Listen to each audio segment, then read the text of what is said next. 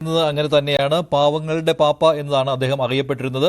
മാർപ്പാപ്പമാർ സ്വതവേ സൗമ്യശീലരും അതുപോലെ തന്നെ പാവങ്ങളോട് അനുകമ്പയുള്ളവരുമാണ്. അതേ പാത തന്നെ പിന്തുടരുകയായിരുന്നു ഫ്രാൻസിസ് മാർപ്പാപ്പയും ചെയ്ത് 12 വർഷത്തെ അദ്ദേഹത്തിന്റെ പോപ്പ് ജീവിതത്തിന് ഇടയിൽ ശ്രദ്ധേയമായ ഒട്ടേറെ കാര്യങ്ങൾ കത്തോലിക്ക സഭയ്ക്ക് വേണ്ടിയും ലോക സമാധാനത്തിന് വേണ്ടിയും ചെയ്യുവാൻ ഫ്രാൻസിസ് മാർപ്പാപ്പയ്ക്ക് കഴിഞ്ഞിരുന്നു. അദ്ദേഹം യാഥാസ്ഥിതികനായി സ്വയം വിശേഷിപ്പിക്കുവാൻ ആഗ്രഹിച്ചപ്പോൾ തന്നെ തികച്ചും പുരോഗമനവാദിയായിരുന്നു എന്ന പ്രത്യേകതയുമുണ്ട്. അദ്ദേഹത്തിന്റെ പല നിലപാടുകളിലും അത് കാണുകയും ചെയ്യും.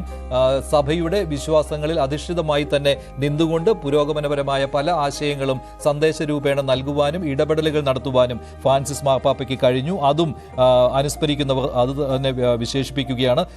പാവങ്ങളുടെ പാപ്പ എന്ന പേര് അന്വർത്ഥമാക്കുകയായിരുന്നു അദ്ദേഹം സ്വയം സ്വീകരിച്ച പേര് തന്നെ അതിൽ എടുത്തു പറയേണ്ടതാണ്. ഫ്രാൻസിസ് എന്ന പേരാണ്.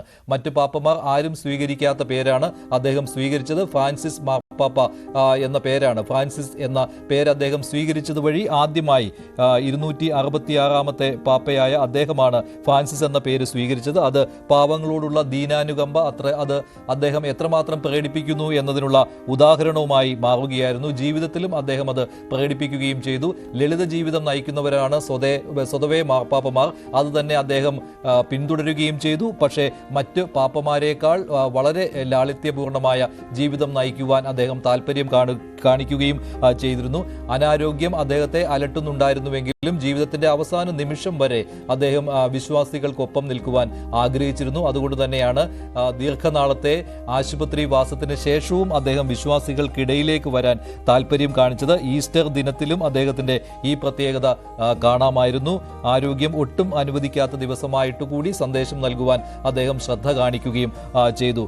വത്തിക്കാൻ ഇപ്പോൾ ഒരു സങ്കടക്കടലായി മാറിയിരിക്കുകയാണ്. ഫ്രാൻസിസ് മാർപ്പാപ്പ ദിവംഗതനായി എന്ന വിവരം അറിഞ്ഞതോടുകൂടി വത്തിക്കാനിലേക്ക് ജനപ്രവാഹം എന്നാണ് വത്തിക്കാനിൽ നിന്ന് ഫാദർ പ്രിൻസ് അല്പസമയം മുമ്പ് പറഞ്ഞത്. ഔദ്യോഗികമായിട്ട് വത്തിക്കാൻ ന്യൂസ് വിവരം പുറത്തുവിട്ടിരുന്നു. ഇക്കാര്യം കർദിനാൾമാരുടെ സമിതിയും അല്പസമയത്തിനകം ഇക്കാര്യം ഔദ്യോഗികമായിട്ട് തന്നെ അറിയിക്കും. ഈസ്റ്ററിന് മുൻപുള്ള വ്യാഴാഴ്ച, പെസഹ വ്യാഴാഴ്ച പരമ്പരാഗത കാൽകഴുകൽ ചടങ്ങിൽ അദ്ദേഹം കുടിയേറ്റക്കാരുടെയും തടവുകാരുടെയും പാദങ്ങൾ കഴുകി ശ്രദ്ധേയനായതാണ്. മുൻപൊരിക്കൽ അദ്ദേഹം പെസഹ വ്യാഴാഴ്ച ദിവസം കാൽ കഴുകൽ കർമ്മം നിർവഹിച്ചപ്പോൾ ഈ രീതി പിന്തുടരുവാനാണ് ആഗ്രഹിച്ചത്. അതേപോലെ തന്നെ ക്രൈസ്തവരല്ലാത്തവരുടെ കാലുകൾ കഴുകിയും മാർപ്പാപ്പ ചരിത്രം സൃഷ്ടിക്കുകയുണ്ടായി. ഇങ്ങനെ ഒട്ടേറെ പ്രത്യേകതകൾ യാഥാസ്ഥിതികൻ എന്ന് വിളിക്കുമ്പോഴും സ്വയം അങ്ങനെ വിളിക്കാൻ ആഗ്രഹിച്ചപ്പോഴും അദ്ദേഹം പുരോഗമനപരമായ ആശയങ്ങൾ ഉയർത്തിക്കാട്ടുവാൻ ശ്രമിച്ചിരുന്നു. മാറുന്ന കാലത്തിനൊപ്പം സഞ്ചരിക്കുവാനും സഭയെ ആ രീതിയിൽ മുന്നോട്ട് കൊണ്ടുപോകുവാനും സഭാവിശ്വാസം മുറുകെ പിടിക്കുമ്പോഴും അദ്ദേഹം ഇത്തരത്തിലുള്ള ആശയങ്ങൾ മുന്നോട്ട് വയ്ക്കുവാൻ ആഗ്രഹിച്ച വ്യക്തിയാണ്. എന്തായാലും അദ്ദേഹത്തിന്റെ വിയോഗം അത് ലോകത്തിന് തന്നെ നഷ്ടമാണ്. കത്തോലിക്ക സഭയ്ക്ക് തീരാ നഷ്ടമാണ്. ഇനി പുതിയ മാർപ്പാപ്പയെ തെരഞ്ഞെടുക്കുവാനുള്ള ചടങ്ങുകളിലേക്ക് വത്തിക്കാൻ പോകേണ്ടി വരും. 12 വർഷമാണ് അദ്ദേഹം പാപ്പ പദവിയിൽ ഉണ്ടായിരുന്നത്. 2013 മാർച്ച് 13-നായിരുന്നു ഔദ്യോഗികമായി അദ്ദേഹം മാർപ്പാപ്പയായി തെരഞ്ഞെടുക്കപ്പെട്ടത്. ഈ ദിവസം വരെ അദ്ദേഹം മാർപ്പാപ്പ പദവിയിൽ തുടർന്നു. തന്റെ തൊട്ട് മുൻഗാമികളായ ബെനഡിക്ട് 16 അതുപോലെ തന്നെ പോപ്പ് ജോൺ പോൾ 2 ഇവരെ പോലെ തന്നെ അദ്ദേഹം ജനകീയനായി തന്നെ മുന്നോട്ട് പോകുവാൻ സഭാവിശ്വാസികൾക്കിടയിൽ പ്രതീക്ഷ നൽകുവാനുള്ള പ്രവർത്തനവുമായി മുന്നോട്ട് പോകുവാൻ അദ്ദേഹത്തിനും ഫ്രാൻസിസ് മാർപ്പാപ്പയ്ക്കും കഴിഞ്ഞു. ഫ്രാൻസിസിന്റെ പല നിലപാടുകളും ശ്രദ്ധേയമായിരുന്നു. അതൊട്ടേറെ ചർച്ച ചെയ്യപ്പെട്ടതുമായിരുന്നു. അർജന്റീനക്കാരനാണ് അദ്ദേഹം. ലാറ്റിൻ അമേരിക്കയിൽ നിന്നുള്ള മാർപ്പാപ്പ എന്ന രീതിയിലും അദ്ദേഹത്തിന്റെ പ്രത്യേകത യൂറോപ്പിന് പുറത്തുള്ള മാർപ്പാപ്പ എന്ന രീതിയിൽ ആ രീതിയിലും ചർച്ച ചെയ്യപ്പെട്ട വ്യക്തിയാണ് ഫ്രാൻസിസ് മാർപ്പാപ്പ. കാർത്തിക് ചേരുകയാണ് കൂടുതൽ വിവരങ്ങളുമായി. കാർത്തിക്, ഇപ്പോൾ വത്തിക്കാൻ ന്യൂസിന്റെ ഔദ്യോഗിക വിവരമാണ്. ഇനി എന്തൊക്കെയാണ് അവിടുത്തെ ചടങ്ങുകൾ വത്തിക്കാനിലെ ഇങ്ങനെയുള്ള കാര്യങ്ങൾ ഒരു വ്യക്തത വന്നിട്ടുണ്ടോ? ചടങ്ങുകൾ സംബന്ധിച്ച വിശദാംശം ഇനി വരേണ്ടതുണ്ട്. നമുക്കറിയാം, ഒരു കോൺക്ലേവ് ഉണ്ടാകും. ആ കോൺക്ലേവിന് മുന്നോടിയായി വത്തിക്കാൻ്റെ ചുമതലയുള്ള ഒരു കർദിനാലുണ്ട്. അവരായിരിക്കും ഇക്കാര്യത്തിലേക്ക് ഒരു അന്തിമ തീരുമാനമെടുക്കുക. കൂട്ടായ ഒരു തീരുമാനത്തിന് ശേഷം അത് ഔദ്യോഗികമായി അറിയിക്കുകയും ചെയ്യും എന്ന് പ്രതീക്ഷിക്കുന്നു. എന്തായാലും ഇന്ത്യൻ സമയം 11:05 കൂടിയാണ് അദ്ദേഹത്തിൻ്റെ വിയോഗം സംഭവിച്ചിരിക്കുന്നത്. നേരത്തെ മഞ്ജുഷ് പറഞ്ഞതുപോലെ തന്നെ പേര് തിരഞ്ഞെടുത്തപ്പോൾ തന്നെ തൻ്റെ വഴികൾ വ്യത്യസ്തമാണ് എന്ന് ലോകത്തോട് വിളിച്ചു പറഞ്ഞ ഒരു ഫ്രാൻസിസ് മാർപ്പാപ്പയാണ് നമുക്ക് നഷ്ടമായിരിക്കുന്നത് എന്നാണ് ഏറ്റവും ശ്രദ്ധേയം. കത്തോലിക്ക സഭയുടെ 2000-ലേറെ വർഷത്തെ ചരിത്രത്തിൽ ആദ്യമായാണ് ഫ്രാൻസിസ് എന്ന പേര് ഒരു മാർപ്പാപ്പ സ്വീകരിക്കുന്നത്. അനുസ്മരിക്കുന്നത്.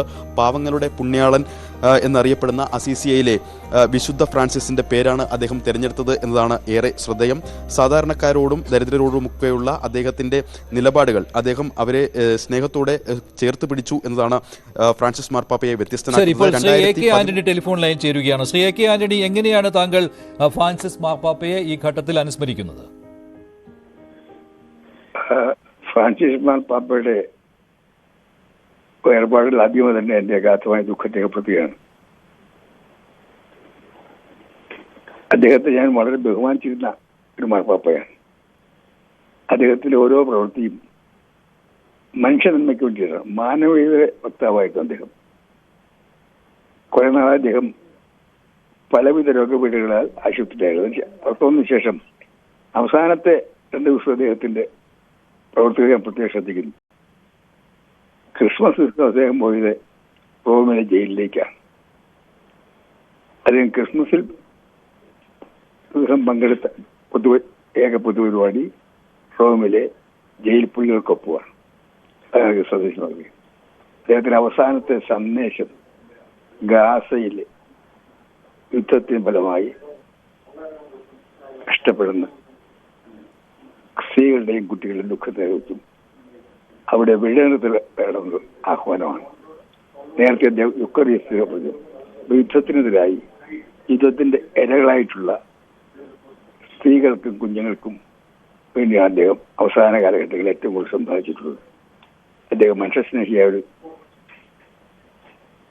മാർപ്പാപ്പ മാത്രമല്ല, ഒരു ഏറ്റവും മനുഷ്യസ്നേഹിയായിട്ടുള്ള ഒരു ലോകത്തിനാകെ മാതൃകയായിട്ടൊരു വ്യക്തിത്വമാണ്.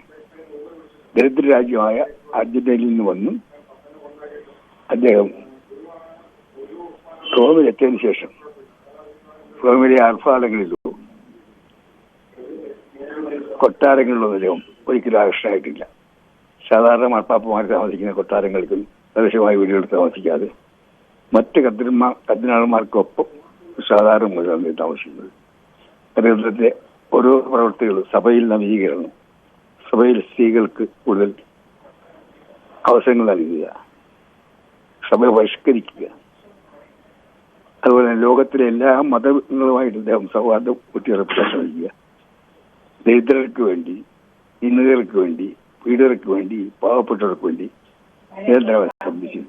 പക്ഷേ കഴിഞ്ഞ വർഷങ്ങളായി അദ്ദേഹത്തെ ഏറ്റവും അലട്ടിയിരുന്നത് ഗാസയിലെ കൂട്ടക്കുരുതി, ഗാസയിലെ യുദ്ധം, അതുപോലെ യുക്രൈൻ യുദ്ധം, ഇത് 2 അവസാനിപ്പിക്കാൻ വേണ്ടിയാണ് അദ്ദേഹം നിരന്തരമായി